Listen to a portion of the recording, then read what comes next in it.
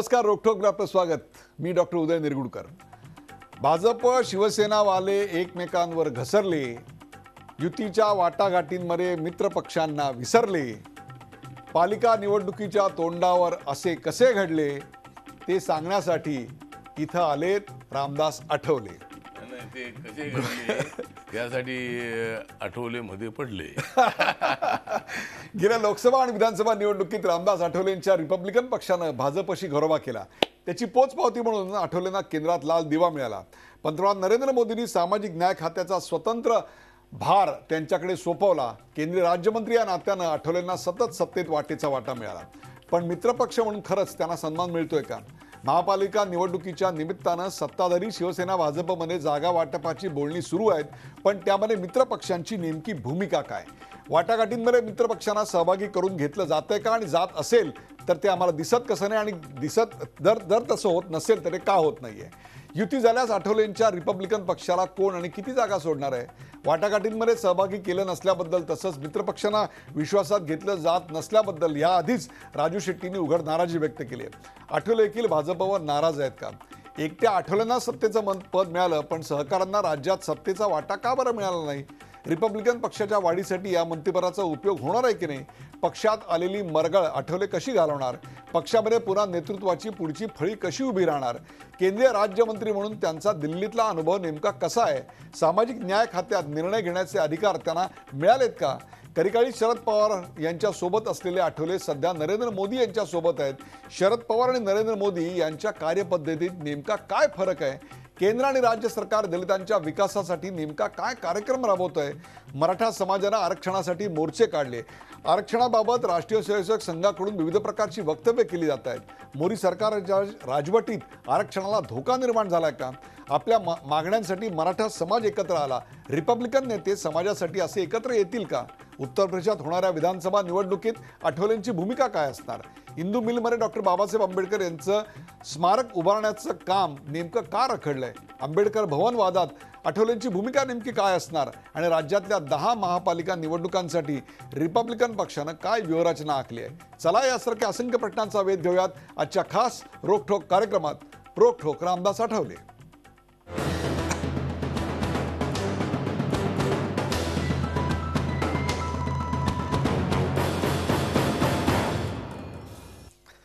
रोखठोक रामदास आठवले. आपल्याकडे केंद्रीय मंत्री रामदास आठवले आहेत. रामदास आठवलेजी, आपलं या कार्यक्रमात स्वागत. युतीवरून सध्या शिवसेना भाजपमध्ये जोरदार धुसफुसे. अगदी या क्षणाला तुमची मी मुलाखत घेतोय त्यावेळेलाही युती होणार की नाही याबद्दल संभ्रम आहे. तो मुद्दा वेगळा. परंतु युतीमध्ये आपल्याला काही स्थान आहे की नाही? आपल्याला कोणी विचारतंय की नाही? युतीच्या चर्चेमध्ये आम्ही आपण कुठेही नाही आहात. शिवसेना भाजप युतीबद्दल आपलं विधान देखील नाही आहे. नाही, डॉक्टर असं आहे की एकतर शिवसेना बीजेपी आणि आरपीआय मागच्या निवडणुकीमध्ये आम्ही एकत्रित होतो आणि त्यावेळेला रिपब्लिकन पक्षाच्या पाठिंब्यामुळं शिवसेना बीजेपीला इथली सत्ता मिळाली. आमचा एकच माणूस निवडून आला, गोष्ट खरी आहे. परंतु अनेक मतदारसंघामध्ये दलितांची जी मतं आहे, जी मतं कधी शिवसेना बीजेपीला मिळत नव्हती, ती मतं मोठ्या प्रमाणामध्ये मिळाली. आणि मनसेचं मोठं आव्हान हे शिवसेनेसमोर असताना सुद्धा त्यांच्या 28 जागा निवडून आल्या. अनेक ठिकाणी ते सेकंडला होते. तरीसुद्धा रिपब्लिकन पक्षाच्या मताचा फटका जो आहे तो इतरांना बसला. काँग्रेसला, राष्ट्रवादीला, मनसेला बसला. परंतु शिवसेना बीजेपी आणि आरपीआय सत्तेमध्ये आली. पण आपण म्हणता ती गोष्ट खरी आहे की एकतर रिपब्लिकन पक्ष छोटा पक्ष आहे. छोटा पक्ष आहे परंतु उपद्रवी पक्ष आहे. उपद्रवी पक्ष आहे. उपद्रवी पक्ष आहे म्हणजे बॅलेन्सिंग पत्र आहे. नाही, उपद्रव म्हणजे रिपब्लिकन पक्ष जो आहे, आमची मतं मिळाली नाही तर यांना सत्तेवर येता येणार नाही. यांना म्हणजे कोणाला? यांना म्हणजे शिवसेना आणि बीजेपीला. शिवसेनेला का बीजेपीला? नाही, शिवसेना आणि बीजेपी एकत्र आली तर दोघांनाही. आणि जर बीजेपी आणि आरपीआय एकत्र आले नाही तर बीजेपीला. जर हे दोघे जण एकत्र येऊन आरपीआयला सोबत घेतलं नाही तरी आमचा उपद्रव त्यांना राहणार आहे. तर त्यामुळं राजकारणामध्ये उपयुक्तता आणि उपद्रव मूल्य हे 2 गुण असावे लागतात. सध्या आपण आपल्या उपद्रव मूल्य याच्यावरच जास्त भर देताना दिसतंय. बरोबर?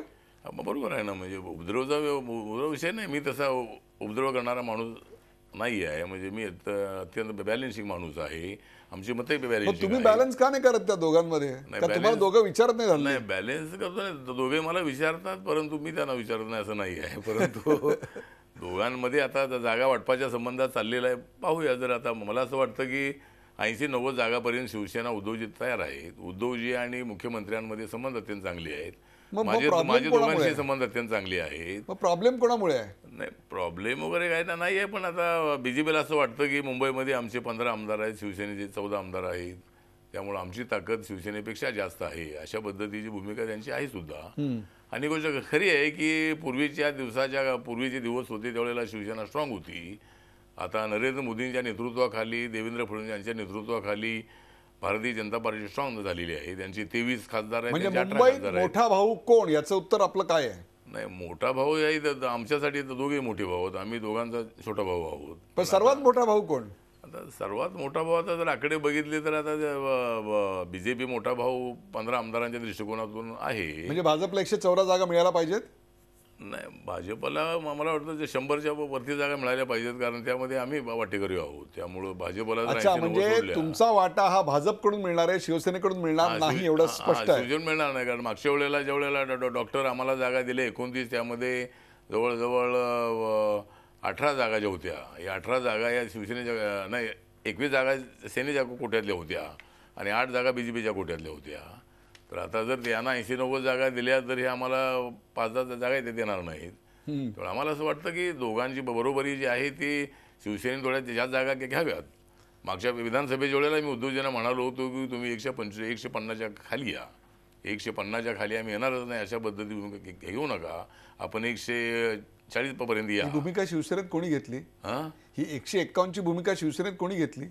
आता शिवसेनेच घेतली की आम्ही 150च्या खाली अजिबात येणारच नाही. आता ते जर 150च्या खाली जर आले असते तर कदाचित शिवसेनेला ज्याला ज्या जागा मिळाल्या असतात त्यांचा मुख्यमंत्री होऊ शकला असता.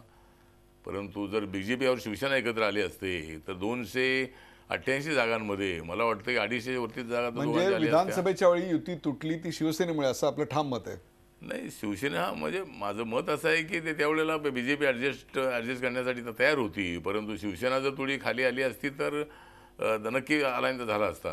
परंतु पण आज सध्या रामदासजी आपल्याला दोन्ही युतीचे नेते विचारत नाही, ही वस्तुस्थिती अमान्य करण्यात काय मुद्दा आहे?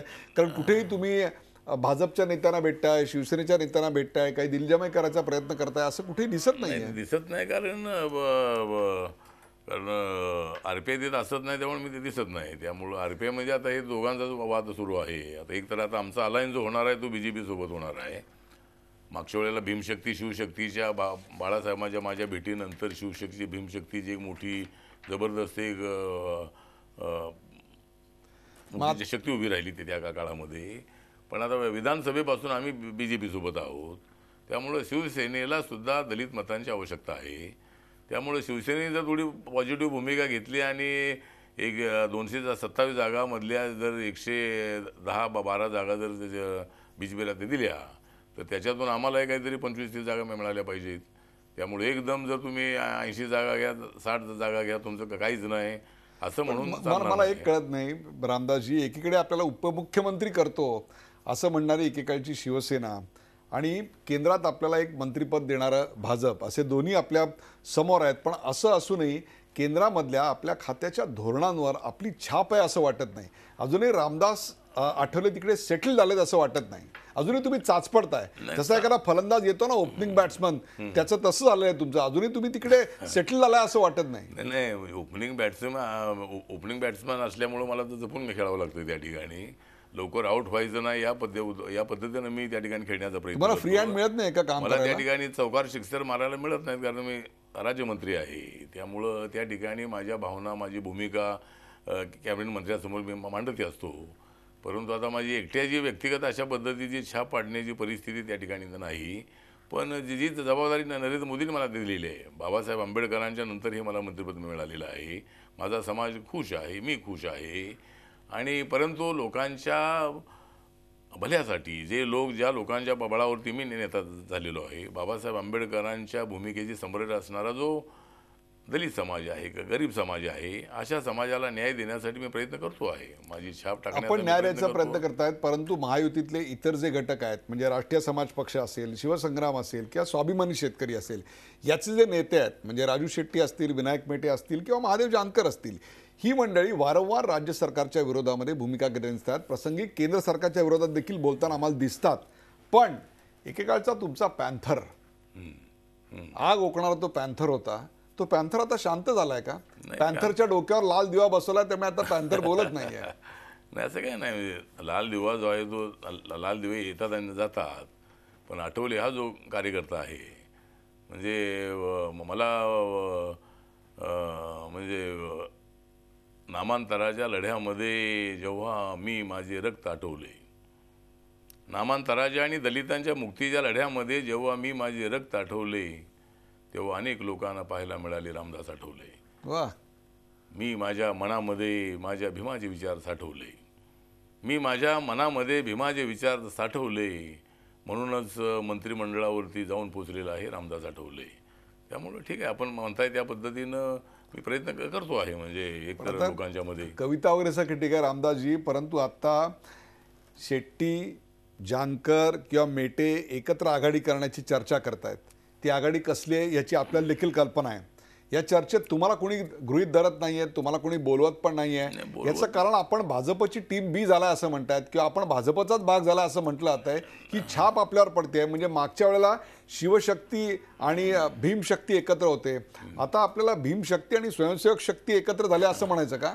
नाही असं म्हणता येणार नाही, पण आता मी BJP सोबत आहे. आता एकतर ज्या सरकारसोबत आपण आहोत त्या सरकारच्या अनेक निर्णयांमध्ये आपण सहभागी असतो, त्यामुळं सरकारने घेतलेल्या निर्णयाला आपण सत्तेत असताना विरोध करणं ही बाबा बरोबर नाही आहे.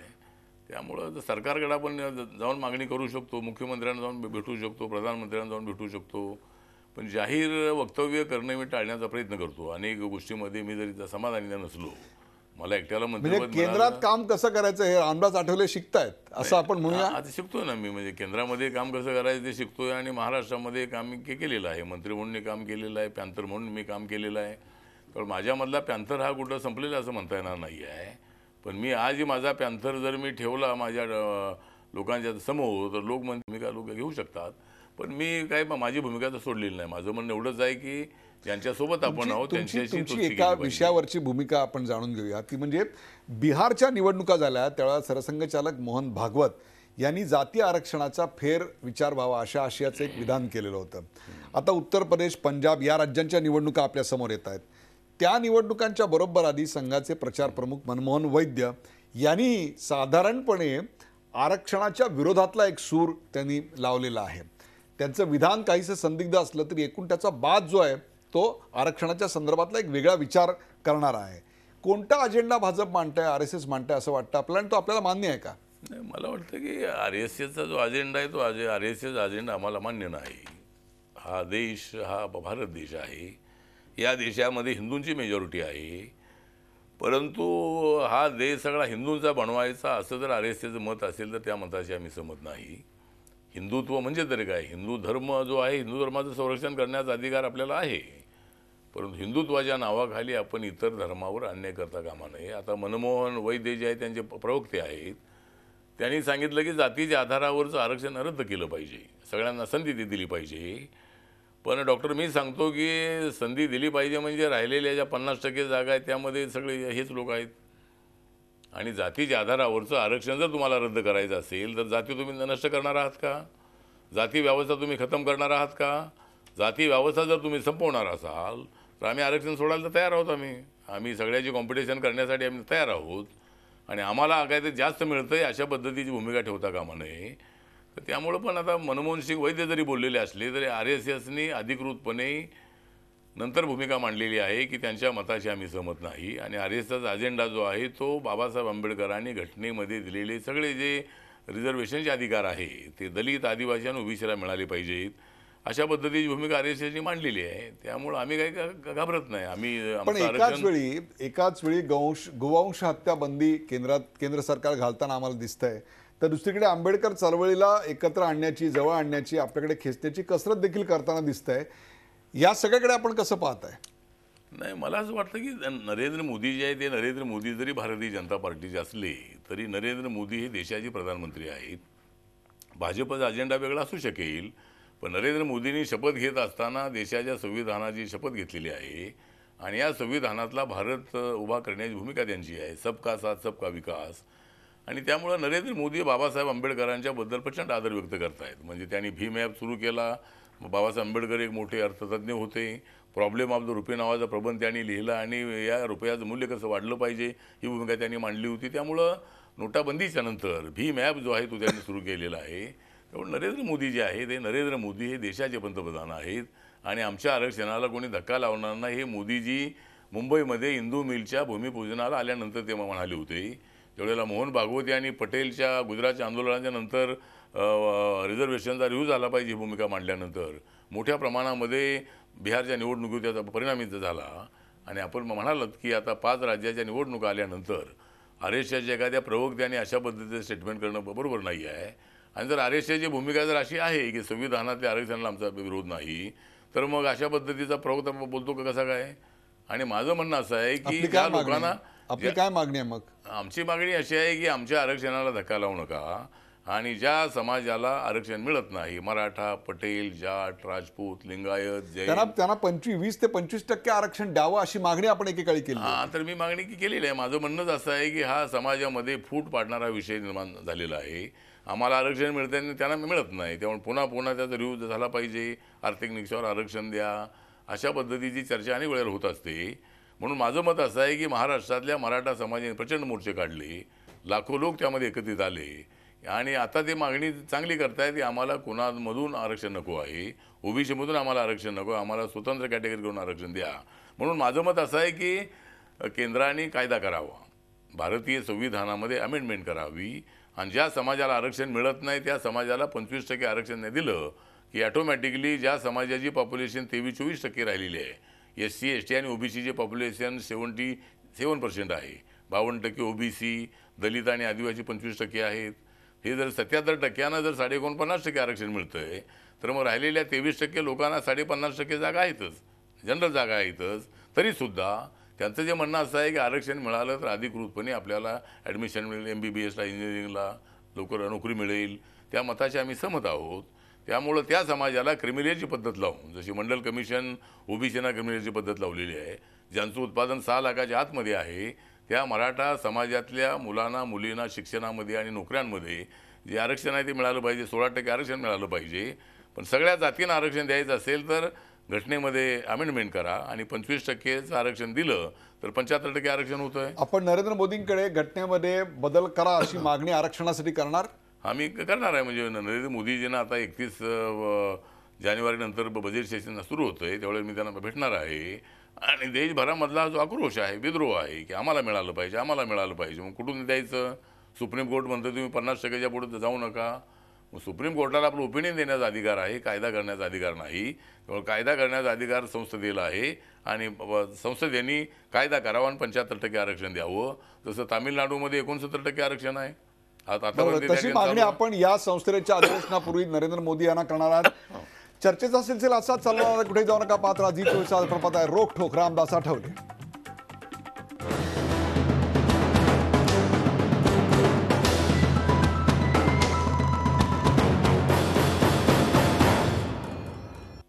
रोखठोक रामदास आठवलेमध्ये पुन्हा आपलं स्वागत. आपण केंद्रीय राज्यमंत्री रामदास आठवले यांच्याशी निवडणुकीपूर्वी रिपब्लिकन पक्षाची नेमकी भूमिका काय आहे याविषयी जाणून घेतोय. रामदास आठवले आपल्या अनेक प्रश्नांना उत्तर देत आहेत. रामदास आठवले, 5 राज्यांच्या निवडणुका आहेत, त्यातली सर्वात महत्त्वाची निवडणूक म्हणजे उत्तर प्रदेशाची. आपल्याला कल्पना आहे की उत्तर प्रदेशातूनच सत्तेचा मार्ग जातो. नरेंद्र मोदी सरकारला जवळपास 3.5 वर्ष पूर्ण झाल्यानंतर एक प्रकारे ज्याला मिनी लोकसभा म्हणता येईल अशा प्रकारे 524 जागांपैकी जवळपास 110 जागांवर आता निवडणुका होत आहेत. त्यातला उत्तर प्रदेश अत्यंत महत्त्वाचा प्रदेश आहे. तिकडे आपण प्रचाराला जाणार आहात का? आपल्या पक्षाची नेमकी भूमिका काय आहे? आपण भाजप बरोबर आहात का आपण वेगळे लढवत आहे? नाही, डॉक्टर नेरुळकरजी एकतर रिपब्लिकन पक्ष NDA सोबत आहे, BJP सोबत आहे. महाराष्ट्रात विधानसभेपासून लोकसभेपासून आम्ही त्यांच्यासोबत आहोतच आहोत. आता 5 राज्याच्या संबंधामध्ये निवडणुकीचा विचार करता मी अमित शहा साहेबांशी मी सातत्यानं संपर्कात होतो आणि रिपब्लिकन पक्षाला आपण सोबत ठेवलं तर त्या ठिकाणी रिपब्लिकन पक्षाचं नाव आहे, माझंही नाव आहे. काम तेवढं नाही आमचं अजून, आमचा पक्ष छोटा आहे. परंतु बहुजन समाज पक्ष आणि रिपब्लिकन पक्षाच्या मतावर पूर्ण डल्ला मारलेला आहे. पूर्ण त्यांनी सगळं आमचं हत्ती त्यांनी पळून नेलेला आहे. त्यामुळं जर RPL आपण सोबत ठेवलं तर नक्की आपल्याला फायदा होऊ शकेल. 1000, 2, 4000, 5000 वोट आम्ही. आता अशी आहे की एकतर भाजपचं सरकार आलं पाहिजे, मी NDA सोबत आहे. जरी त्याने आम्हाला जागा तर सोडल्या नसल्या तरी सुद्धा रिपब्लिकन पक्ष हा समाजवादी पक्षाचं किंवा BSPचं किंवा इतर कोणा सरकार यावं या भूमिकेचं नाही आहे. तर युती जरी झाली नसली तरी काही ठिकाणी आम्ही मित्रत्वाची लढत आम्ही देणार आहोत. पण डॉक्टर ज्या ठिकाणी आम्ही उमेदवार उभे करणार आहोत, आता मी एक 58 उमेदवारांची यादी मी परवा जाहीर केली 22 तारखेला. अजून उमेदवार येत आहेत, तर एक 100 ते 150 उमेदवार आम्ही उभे करू. तर आता ज्या ठिकाणी आम्ही उमेदवार उभे करणार आहोत त्या ठिकाणी दलितांची 2-3 हजार 4-5 हजार जर मतं आम्ही घेतली तरी त्या ठिकाणी BJPला फायदा होणार आहे. आणि ज्या ठिकाणी आमचे उमेदवार नाही त्या ठिकाणी आम्ही BJPला जाहीर पाठिंबा देणार आहोत. त्या ठिकाणी RPIच्या प्रयत्नामुळं 2-4 हजार मतं यांना मिळतील उद्या आणि त्यामुळं BJP सत्तेवर येईल अशा पद्धतीचा आम्हाला विश्वास आहे आणि तसाच आमचा प्रयत्न आहे. उद्या BJP सत्तेवर उत्तर प्रदेशामध्ये आली तर उपमुख्यमंत्री पद आपण मागणार का, हा खरा सवाल आहे. आता उपमुख्यमंत्री पद काय मग मागणार नाही, परंतु जर BJP जर सत्तेमध्ये आली तर त्या सत्तेमध्ये सहभाग मिळाला पाहिजे. कारण 1967 मध्ये चरण सिंग यांच्या सरकारमध्ये RPIचे 4 मंत्री होते. त्यावेळेला हत्ती सिंबॉलवर आमचे 19 आमदार निवडून आले होते RPIचे. तर आज तेवढी परिस्थिती नाही. पण आता मी उत्तर प्रदेशमध्ये पक्ष वाढवतोय. अनेक BSPचे 2 मंत्री माझ्या पक्षात आलेले आहेत. एक मेंबर ऑफ पार्लमेंट माझ्या पक्षामध्ये आलेला आहे. असे अनेक लोक आहे, माझे आमदार येत आहेत.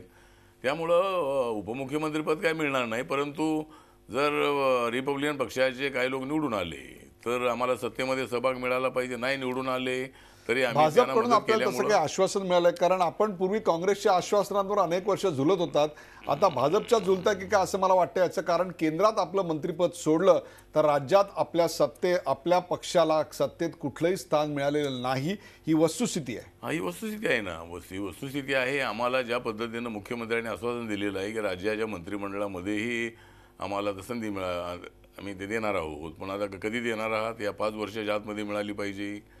किंवा आता महामंडळं जी आहेत, आता महामंडळं काय दोघांच्या वादामध्ये महामंडळं रखडलेली आहेत.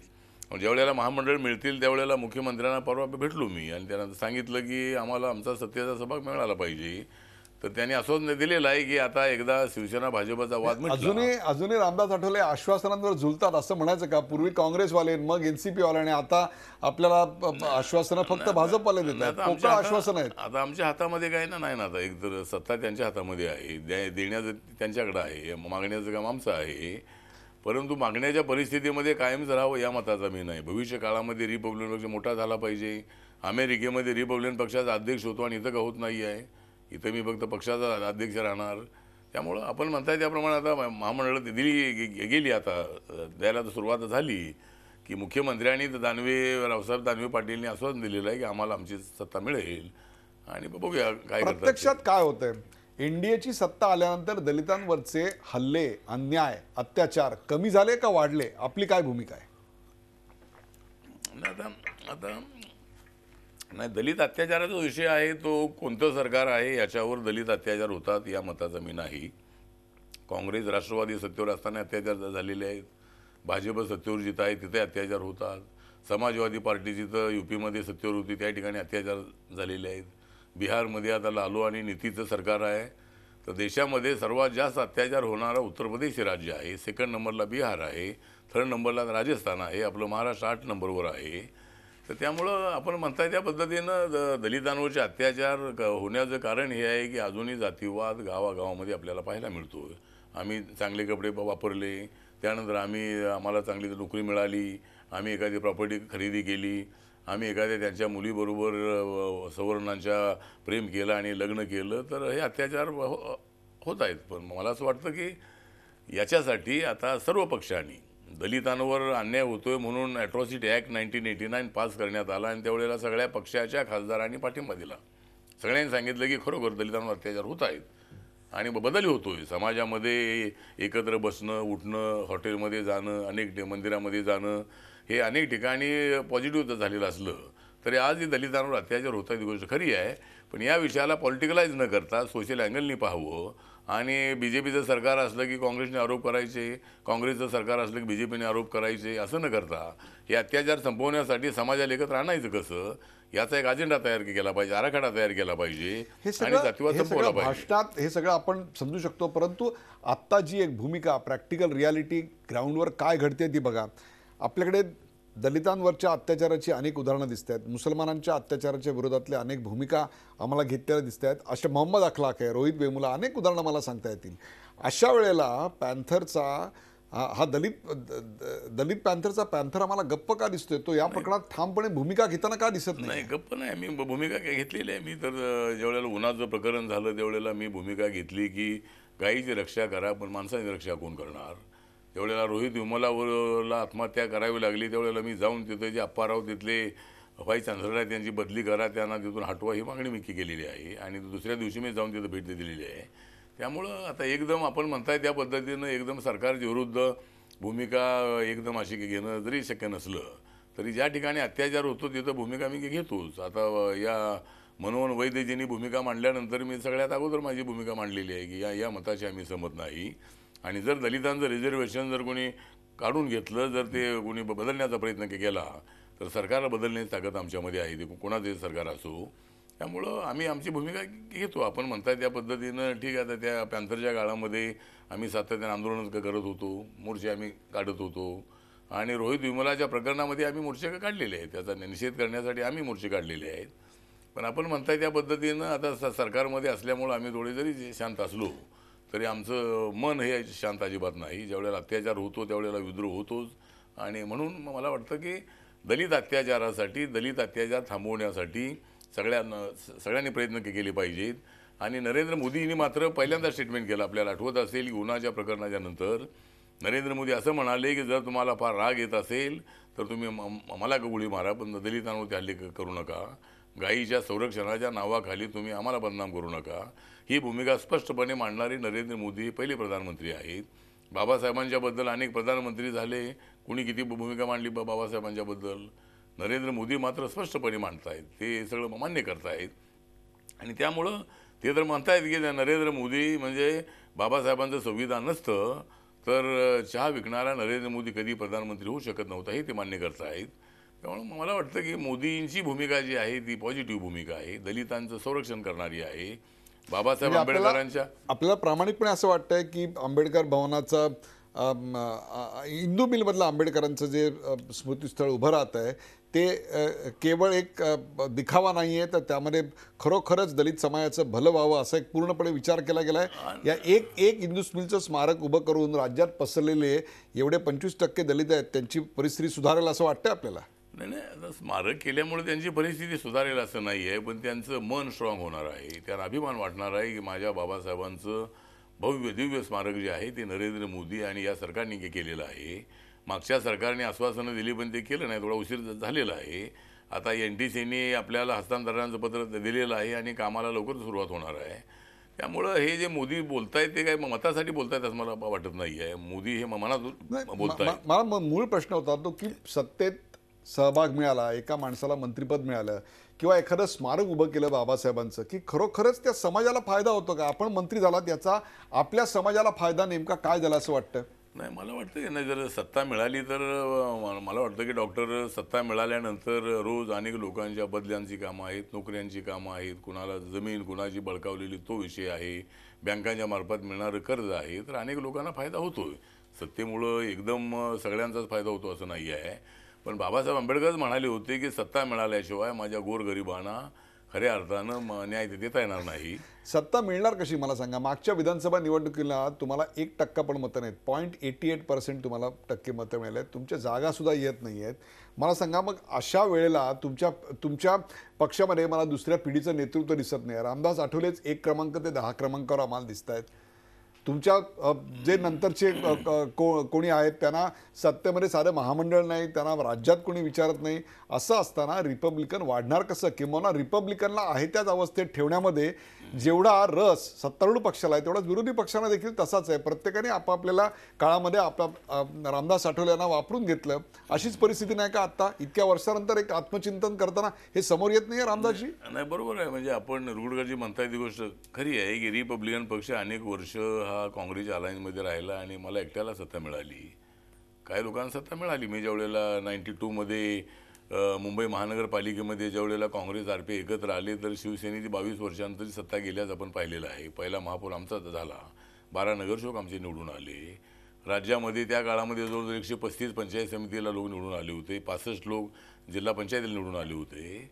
त्यामुळे अजिबात सत्ता मिळाली नाही असं नाही आहे. पण आपण म्हणताय त्याप्रमाणे गोष्ट खरी आहे की रिपब्लिकन पक्ष जो आहे हा सगळ्या जाती जमातीचा व्हावा, बाबासाहेब आंबेडकरांना हवा असणारा पक्ष व्हावा आणि दुसऱ्याच्या कुबड्या घेऊन नेहमी राजकारण करण्यापेक्षा स्वतःच्या ताकदीवर स्वतःच्या पायावर उभं राहून ते राजकारण करावं, या दृष्टिकोनातून मी प्रयत्न करतोय. पण अजून डॉक्टर हे त्यामध्ये येत नाही आहे. मी प्रयत्न करतो आहे. रामदास आठवले, तुमच्याकडे आम्ही फक्त एक केवळ राजकीय नेते म्हणून पाहत नाही. मी तुमचा दलित पॅन्थरचा नामांतराच्या लढ्यापासूनचा प्रवास अत्यंत जवळून माझ्या डोळ्यासमोर आत्ता हे बोलताना आहे. दलितांची आज चळवळ आम्हाला कुठे दिसत नाही आहे. आंबेडकरवाद्यांचे विविध गट एकमेकांविरुद्ध लढतायत. आंबेडकर भवन पाडलं गेलं तेव्हाही 2 गट एकमेकांना भिडलेले होते. हे काय चाललंय? हे सगळं कधी संपणार आहे? किमान आमच्या पिढीच्या हयातीत तरी आम्हाला आंबेडकर चळवळ पुन्हा सक्षमपणे उभी राहिली असं दिसेल का? दिसेल ना. म्हणजे जर आम्ही सगळे लोक एकत्र आलो तर आमची ताकद आहे, आमची प्रचंड मोठी ताकद आहे. समाज हा एकदा एकवटला की आपण पाहिलेलं आहे की मराठा समाजाच्या मोर्चांनी, मराठा क्रांती मोर्चांनी ज्या वेळेला अॅट्रॉसिटीच्या संबंधामध्ये भूमिका मांडली त्यावेळेला औरंगाबादमध्ये, नांदेडमध्ये, जालन्यामध्ये प्रचंड मोर्चे मोठीने निघाले, आमचे मोर्चे मोठे निघाले. पण पॉलिटिकली आमच्या सगळ्या नेत्यांनी एकत्र आलं पाहिजे या मताशी मी सहमत आहे. कधीतरी या सर्व नेत्यांनीच नव्हे तर 50% जागा रिपब्लिकन पक्षाने दुसऱ्या जातींना त्या दिल्या पाहिजेत. त्यानंतर RPIच्या सगळ्या नेत्यांनी एकत्र आलं पाहिजे. जो नेता फुटेल त्या नेत्याला मी जिल्ह्यात येऊ देणार नाही ही भूमिका लोकांनी घेतली पाहिजे. आणि ज्या वेळेला आपल्याला जर मी पूर्वी कधी सांगितलं असेल की 90मध्ये माझी भूमिका होती की काँग्रेससोबत युती तर झाली पाहिजे. आणि शरद पवारांशी बोलताना जर आम्ही सगळ्या प्रकाश आंबेडकर, मी, गवई साहेब, जोगेंद्र कवाडे या सगळ्यांनी मिळून जर शरद पवारांना सांगितलं असतं की आम्हाला 60 ते 65 जागा हव्या आहेत तरीसुद्धा त्यांनी विधानसभेच्या तेवढ्या जागा त्या दिल्या असत्या. त्यामधल्या 25-30 जागा निवडून आल्या असत्या. आणि त्या सरकारमध्ये मी एकटा मंत्री नंतर झालो. पण जर आम्ही सगळ्यांनी मिळून जर पाठिंबा दिला असता तर डॉक्टर त्या ठिकाणी आम्हाला 15 ते 20 मंत्रिपदं मिळाली असती, सत्तेचा मोठा सहभाग मिळाला असता. ती एक आमची मोठी चूक झालेली आहे. मतं मात्र सगळी काँग्रेसला मिळाली. मी एकट्यानं जरी पाठिंबा दिला तरी त्यावेळेला शिवसेना BJPच्या विरोध आमच्या समाजाची प्रचंड मोठी मेंटॅलिटी होती. नामांतराचा लढा तर सुरू होता. बाळासाहेबांनी मांडलेल्या भूमिकेला आमचे लोक विरोध करत होते. आणि त्यावेळेला हिंदुत्वाच्या नावावर आमचा विरोध BJPला होता. तर त्यावेळेला माझी भूमिका जी होती काँग्रेसला पाठिंब्याची ती सगळ्यांनी मान्य केली असती तर RPIला सत्ता चांगली मिळाली असती. आणि मग आपण जे म्हणताय ते आम्ही आमच्या पायावर उभे राहिलो असतो. आम्ही काय आमदार आम्ही निवडून आणले असते. नंतरही जरी युती झाली की तर झाली नाही तरी आता शिवसेना आणि BJP युती नाही झाली. यांनी 122 जागा निवडून आणल्या, त्यांनी 63 जागा निवडून आणल्या. काँग्रेस राष्ट्रवादी युती झाली नाही. एकाने 42 जागा निवडून आणल्या, एकाने 41 जागा निवडून आणल्या. आम्हाला मात्र 1 जागा निवडून आणता आली नाही.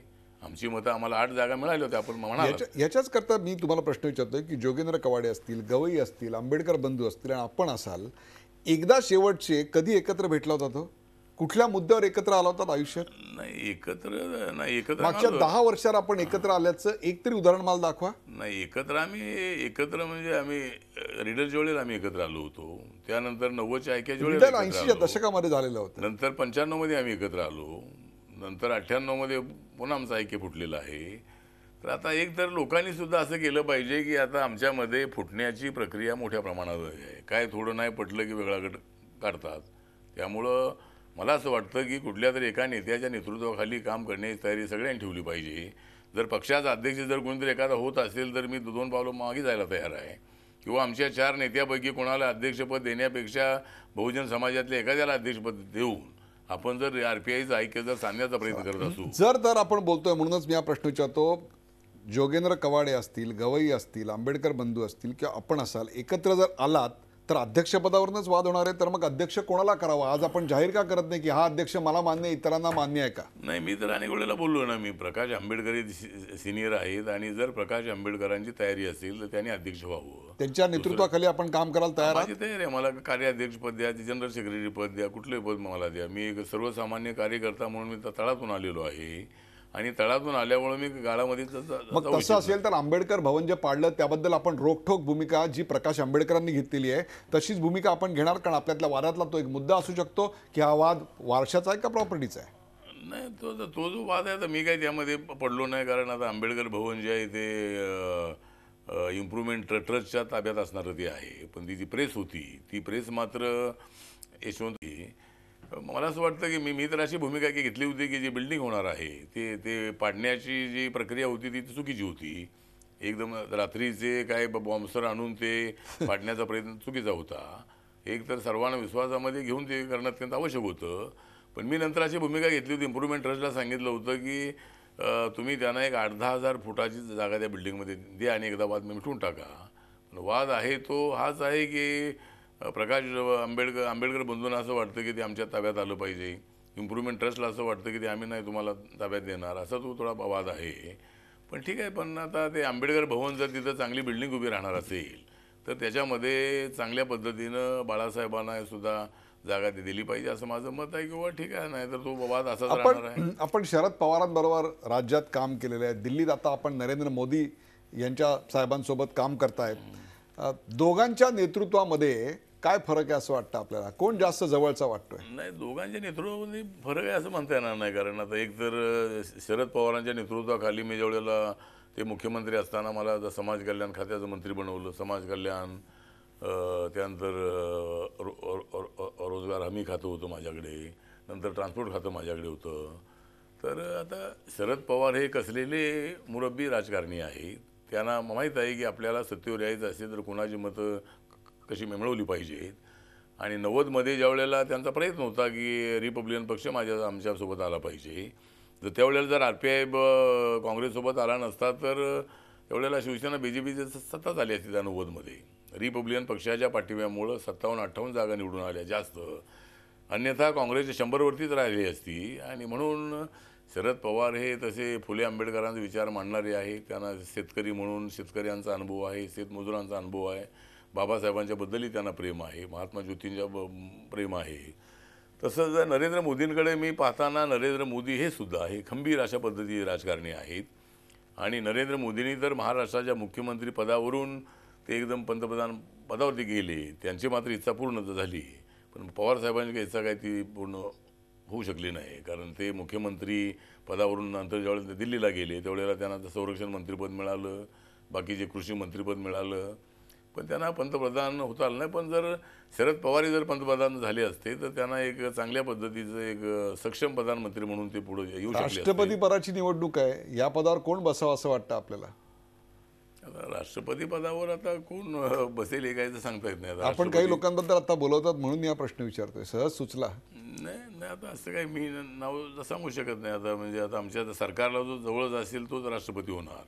म्हणजे विरोधी पक्षातून कुणी ते राष्ट्रपती पदावर येईल असं नाही आहे. किंवा मग कुणी राजकारणामध्ये नसलेला अशा पद्धतीचा एखादा माणूस त्या ठिकाणी चांगला अभ्यास असणारा, डॉक्टर कलामांसारखा एखादा, डॉक्टर कलाम, अब्दुल कलाम यांच्या अब्दुल कलाम जसे एकदम अचानकपणे त्या ठिकाणी सायंटिस्ट होते ते आणि त्यांना त्या ठिकाणी आणण्यात आलं, तसं मला वाटतं की एखादं नाव अशा पद्धतीनं येऊ शकेल. आता मी काय त्याचं कोणाचं नाव तर सांगू शकत नाही. पण नरेंद्र मोदी आणि भारतीय जनता पार्टी चांगल्या माणसाची निवड करतील अशी मला अपेक्षा आहे. रामदास आठवले म्हणजे कविता, विडंबन, शेरो शायरी संसदेत देखील अगदी तुमच्या कविता ऐन तापलेल्या वातावरणात बहार आणतात. या कार्यक्रमाचा शेवट करताना आता सध्या राजकीय परिस्थिती लक्षात घेता कोणती कविता सुचते रामदास आठवलेंना? तर डॉक्टर, तुमचा चॅनल आहे G24 तास. डॉक्टर निरगुडकरजी, तुमचा चॅनल आहे G24 तास, म्हणूनच मला आहे त्याची आस. तुमचा चॅनल आहे G24 तास, म्हणूनच मला आहे त्याची आस. रोकटोकमध्ये मी नेहमीच होतो पास. रोकटोकमध्ये मी नेहमीच होतो पास, कारण माझं नाव आहे रामदास. तर हे तर मी आहेच आहे. त्यानंतर अनेक सांगतो की मी आहे जय भीमचे टोक. मी आहे जय भीमचे टोक, म्हणूनच मी देतो उत्तर रोकठोक. मी आहे जय भीमचे टोक, म्हणूनच मी देतो उत्तर रोकठोक. त्याचा अनेकांना वाटतो शोक. त्याचा अनेकांना वाटतो शोक, कारण मी माझ्या इमेजला कधीच पडू देत नाही भोग. जय भीम, जय भारत, जय महाराष्ट्र. प्रेक्षको, रोकठोक रामदास आठवले या खास कार्यक्रमात आपण केंद्रीय सामाजिक न्याय राज्यमंत्र्यांशी विविध मुद्द्यांवर चर्चा केली. जातीय आरक्षण रद्द करण्याच्या राष्ट्रीय स्वयंसेवक संघाच्या कथित मागणीला आठवलेंनी जोरदार विरोध केला. सध्या असलेल्या आरक्षणाला धक्का न लावता इतर जातींसाठी आणखीन 25% आरक्षण द्या, 75% आरक्षणासाठी घटनेत दुरुस्ती करा असा तोडगा त्यांनी सुचवला आणि त्यासाठी आपण स्वतः पंतप्रधान नरेंद्र मोदी यांच्याकडे मागणी करणार आहोत असं त्यांनी ठासून सांगितलं। दलित समाजाला न्याय देण्यासाठी आपण मंत्री म्हणून प्रयत्न करतोय, पण दिल्लीमध्ये सावधपणे बॅटिंग करावी लागते, जबाबदारी असल्यानं चौकार षटकार मारता येत नाहीत अशा शब्दात त्यांनी आपली अडचण समजावून सांगितली। शिवसेना भाजपमध्ये सध्या सुरू असलेल्या जागा वाटपाच्या वाटाघाटींवर त्यांनी आपलं परखड मत व्यक्त केलं। सध्या मुंबईमध्ये भाजपची ताकद वाढली आहे, भाजप आता मोठा भाऊ झालाय, त्यामुळे भाजपला 100 पेक्षा जास्त जागा शिवसेनेनं सोडायलाच हव्यात, त्यातल्या 25 जागा भाजपनं आरपीआयला द्याव्यात असा आग्रह त्यांनी धरला। गेल्या महानगरपालिका निवडणुकीत रिपब्लिकन पक्षाच्या मतांमुळेच शिवसेना भाजपला मुंबईची सत्ता मिळाली। रिपब्लिकन पक्षाचं उपद्रव मूल्य दोन्ही पक्षांना चांगलंच माहिती आहे, आम्हाला सोबत घेतलं नाही तर युतीची सत्ता येणार नाही असं आठवलेंनी दोन्ही पक्षांना आज सुनावलं। लाल दिवा गेल्यानं माझ्यातला पॅन्थर थंडावलेला अजिबात नाही, पण सरकारमध्ये बसायचं आणि निर्णयांना जाहीरपणे विरोध करायचा ही भूमिका मात्र मला मान्य नाही। मुख्यमंत्री किंवा पंतप्रधानांना भेटून आपण मित्रपक्ष म्हणून आपली भूमिका मांडली पाहिजे असा टोला आठवलेंनी शिवसेनेचं नाव न घेता त्यांच्यावर लगावला। प्रकाश आंबेडकरांच्या अध्यक्षतेखाली रिपब्लिकन ऐक्य व्हावं, ते देतील ते काम मी करायला तयार आहे, त्यांच्या नेतृत्वाखाली काम करायला तयार आहे अशी ग्वाही त्यावेळी आज त्यांनी दिली। तर आंबेडकर भवनाबद्दलचं त्यांचं रोखठोक मत देखील त्यांनी ऐकवलं। प्रेक्षको, सत्ता मिळाल्याशिवाय माझ्यातला गोरगरीब दलित बांधवांना न्याय मिळणार नाही या डॉक्टर बाबासाहेब आंबेडकरांचा वक्तव्याचा आधार रामदास आठवले घेतात, पण आठवल्यांच्या मंत्रिपदामुळे खरोखरच दलित बांधवांना न्याय मिळेल का, त्यांचे प्रश्न सुटतील का, दलित समाजाचं ऐक्य होईल का, हा खरा सवाल आहे। केवळ राजकीय फायद्यासाठी रिपब्लिकन मतं भाजपच्या पारड्यात टाकण्याची खेळी त्यांच्या समाजासाठी कितपत फायदेशीर ठरणार हे काळच ठरवेल, परंतु सध्या तरी त्यांची भूमिका राजकारणातली उपद्रव मूल्य इतकी नक्की आहे। आज या चर्चेत सामील होऊन रोखठोक उत्तर दिल्याबद्दल रामदास आठवले यांचे आभार। ताज्या बातम्यांसाठी पाहत राहा झी24 तास, रहा एक पाऊल पुढे।